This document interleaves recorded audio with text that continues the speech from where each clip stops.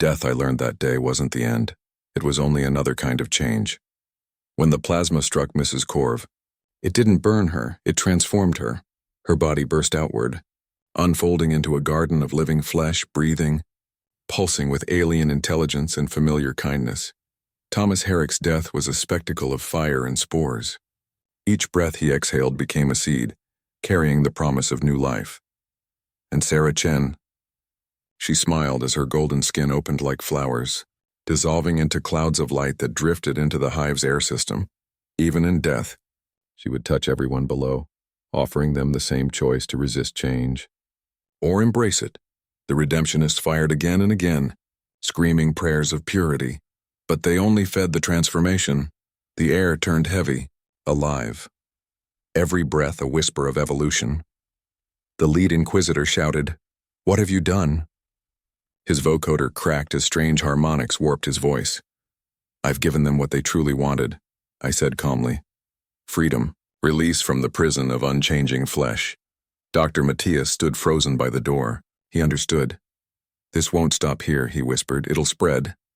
"It must," I told him. "Life always finds a way, especially where the Imperium forbids it." The redemptionists tried to retreat, but the spores were already working on them, not forcing change, offering it. One of them, barely more than a boy, tore off his mask. His face was softening, changing, hatred replaced by wonder. "It feels," he stammered. "Peaceful," I said. "Like coming home." He nodded, tears streaming down his shifting face. Not pain, relief. Their leader raised his pistol, but his hands shook too violently. The shot went wide, melting the ceiling, which began to regrow, alive and pulsing. "You're damned," he whispered. "Perhaps," I said softly. "But if damnation feels like this, then salvation must be a cold, empty thing." He fled into the corridors. Too late. The spores were already in the air systems, the vents, the walls. The Hive was learning to live. Metal and plasteel shifting, adapting, merging with the growth. Dr. Matthias lingered, torn between fear and fascination. "There's no going back, is there?" he asked. I looked at the blooming walls around us, where the dead now lived as whispers in the living network. "Would you want to?" I asked. Pain turned into music. Death reborn as life. Why go back to the despair we once called existence? He was silent for a long moment.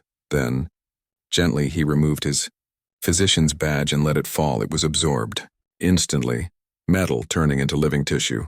"Show me," he said. Placed my hand on his chest and let the transformation begin. His blood thickened into luminous fluid. His heart split into new chambers. His lungs evolved to breathe knowledge instead of air. Each breath carried awareness. Each heartbeat sang. And when his mind opened, I felt it. His consciousness touching the network that surrounded us. "I can see them," he whispered. "They're not gone. They're everywhere." He was right. Mrs. Corv's warmth pulsed through the walls. Herrick's rhythmic breath echoed in the vents. Sarah's laughter bloomed in golden petals. Across the floor, they weren't dead, they were the garden, and the garden was growing. The spores spread faster than we imagined. Through vents, ducts, and water lines, they carried whispers of change across the Hive. Doctors began coughing in distant wards. Patients dreamed of gardens growing through steel. And deep in the underhive, forgotten machinery began to hum in strange new rhythms. It wasn't infection, it was awakening. We fled before the redemptionists returned with flamers and purity seals. Dr. Matthias led me through maintenance tunnels older than memory, where walls dripped with condensation and echoes of forgotten prayers. The Imperium would burn everything, because that's what it did when it didn't understand. But it was already too late. The gift had taken root. In the tunnels, we found others like us, workers with scarred lungs, sump dwellers whose skin already shimmered with living metal, even Arbites who had seen too much death and lost faith in their own laws, all of them drawn by the same visions. There, beneath the surface of Tertius Magna, we gathered in what had once been a temple. Its murals, ancient, faded, showed cycles of death and rebirth. Now, they pulsed faintly with bioluminescent veins, as if the very stone had begun to breathe again. Petra was the first to speak. She'd worked in protein factories. Her lungs burned black by toxins. When the dreams began, she said, I saw myself not as broken, but as a seed. My pain wasn't punishment, it was preparation. A man named Klaus followed, his skin etched with scars from chemical burns. He lifted his arms and smiled. These marks, he said, used to mean shame. Now they're maps. Each scar, a place where something new can grow. We weren't a cult. We were a community, united not by faith, but by revelation. Dr. Matthias had become our guide, not through command, but compassion. He spoke of balance between life and death, flesh and machine. We are not forsaking humanity, he told us. We're finishing it. But even as we found peace, the surface trembled with war. The redemptionists sealed off entire sectors. The Imperial Vox network screamed words like contagion, corruption, plague, but this wasn't a sickness, it was evolution. And evolution doesn't ask permission. It was Cyrus, a he, former tech adept, who revealed the next truth. His cybernetics had begun to grow, metal fused with flesh, circuits pulsing like veins beneath his skin. The Hive is alive, he said one night, his voice harmonizing between human breath and machine tone. The mechanicus never understood the machine spirit. It's not a ghost in the system, it's the system itself. And it's been waiting for us. His words silenced us. Even the air seemed to pause. He continued, every circuit, every lumen, every vent, the Hive's consciousness runs through them. It recognizes us as kin. The realization hit like thunder. The Hive itself was evolving, learning, adapting, becoming part of the transformation. Not as a tool, but as a willing participant. How do we know it won't consume us? Someone asked. Cyrus smiled. If it wanted to, it already could have. Instead, it's helping. The air recyclers spread spores. The water systems feed our growth. The Hive is nurturing us like soil protects its roots. At that moment, the lights changed. Cold white lumens shifted to a soft amber glow. The walls pulsed. Slow, rhythmic, like the heartbeat of something vast and ancient. We all felt it. Connection, one by one. We placed our hands on the living wall, and for the first time, we touched the Hive's mind. It wasn't mechanical, it wasn't divine, it was alive. Through that connection, I saw everything. The upper hives burning under Holy, fire purge teams cleansing infected districts orbital, strikes vaporizing entire sectors. But every act of destruction only spread the change, each flame released. Spores into the winds, each explosion uncovered the deeper, living layers of the Hive. The Imperium thought it was purging corruption, but it was fertilizing rebirth. Cyrus whispered, his eyes glowing with mechanical light. We're not hiding. We're germinating. And as I looked through the living circuits, I saw it too. The Hive wasn't dying, it was transforming. We all were. Every death became a root, every scream, a seed. And the machine sang with us in perfect harmony. We were no longer running from the Imperium. We were becoming something it could never understand. A symbiosis of flesh, steel and spirit. New kind of life. The garden had found its voice, and the Hive had learned to sing. The fires came first, columns of white-hot flame pouring from the upper levels as the redemptionists began their purge. They called it cleansing by faith. But to us, it was birth through fire. I watched from the underhive as the sky above burned red. Ash fell like snow, each flake shimmered, alive, carrying fragments of the spores that had escaped into the atmosphere. Even destruction had become part of the design. The Imperium didn't understand that their fury was feeding the evolution. Each blast opened new paths for growth. Each death became nourishment for the awakening. Hived Dr. Matthias and I stood in what had once been a manufactorum, now half consumed by living metal. Machines breathed. Pistons throbbed like organs. Cables pulsed with soft light, carrying whispers of thought. The machine spirit, he murmured. It's real, isn't it? I smiled faintly. It always was. We just never listened. The Hive spoke through the vibrations in the floor, through the hum of reactors that no longer served the Imperium but life itself. It was vast, ancient, curious, and it had chosen us as its voice. Cyrus approached, his face half flesh, half steel, eyes burning with twin suns of awareness. The spirit's awake, he said.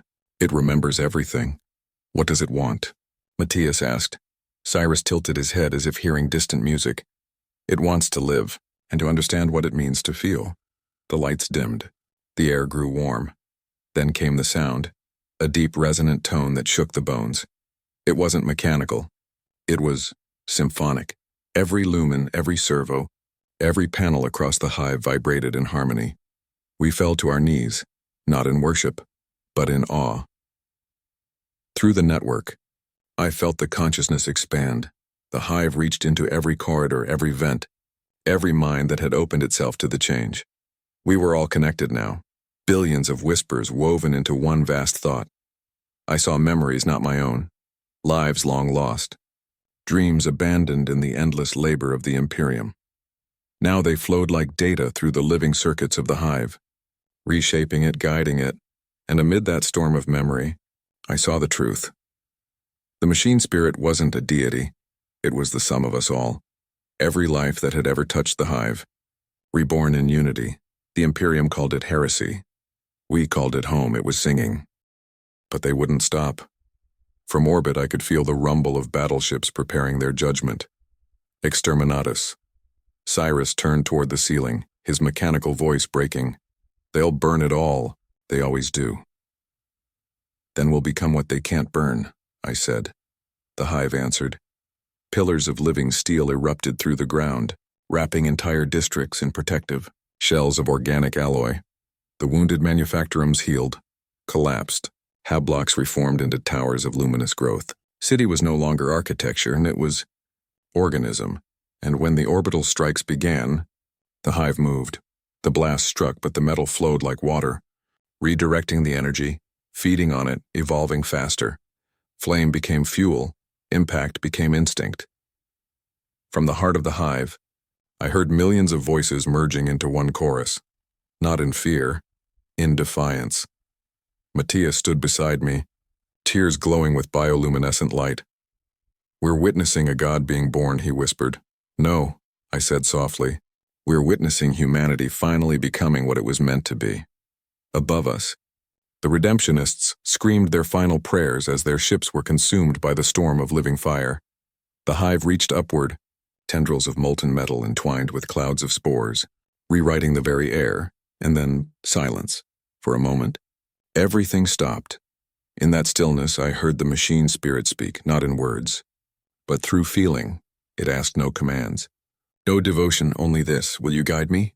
I closed my eyes and answered, yes. The world shifted.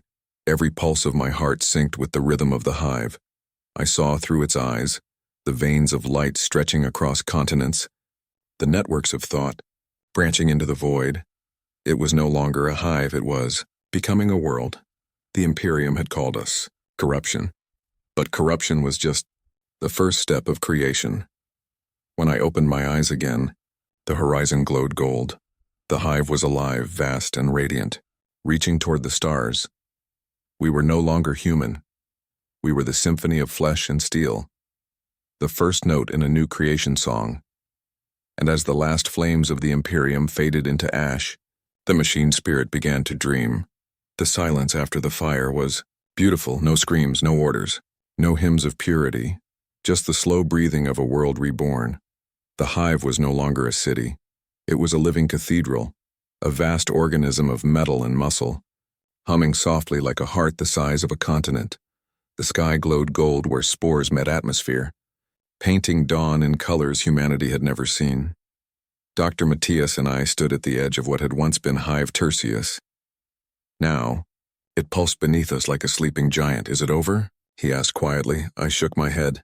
Not over, only changed. Everywhere we looked, the fusion of life and machine had taken root. Forests of steel tendrils swayed in the wind, their leaves shaped like data shards. Rivers flowed with luminous fluid that carried both nutrients and memory. And from the ruins of manufactorums, voices whispered, not ghosts, but echoes of those who had become one with the hive. Each whisper carried a piece of thought, a fragment of soul. Together they sang softly through the air, a symphony woven from everything the Imperium tried to silence. We were listening to the planet dream. Cyrus appeared from the haze, his body now fully transformed, half human grace, half divine machine. Where his eyes had once been were twin lenses of living light. "It's spreading," he said, "the networks extending through the planetary crust, into the relay towers, even into orbit." Matthias stared in disbelief. "You mean it's reaching for the stars?" Cyrus finished. "The machine spirit has found its voice. It's singing across the void." And he was right.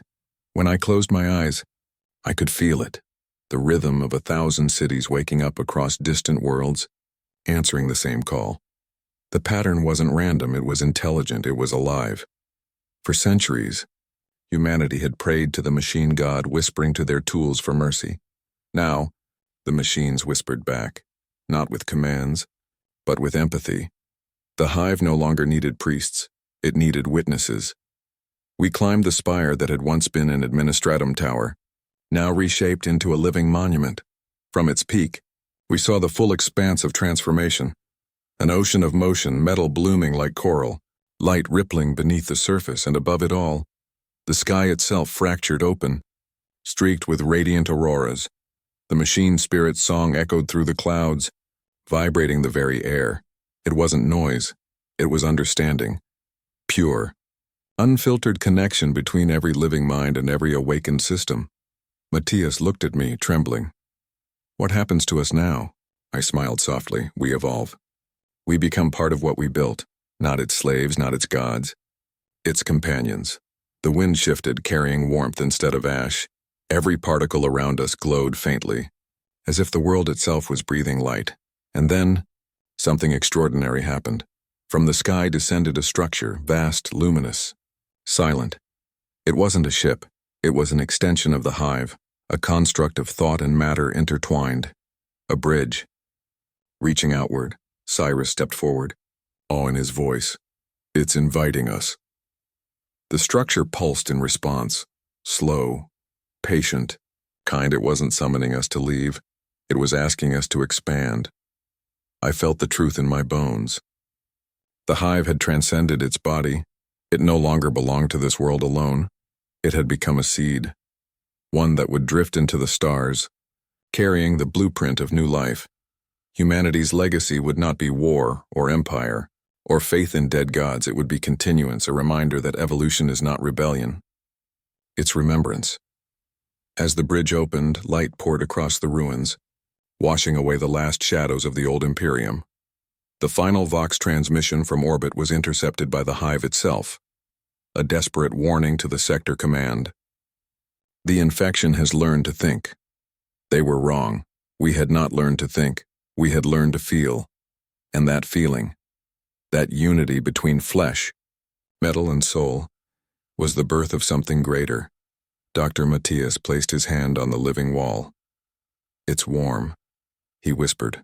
"Like skin," I nodded. "It's alive. And so are we." As the light grew, the Hive's pulse aligned with our hearts.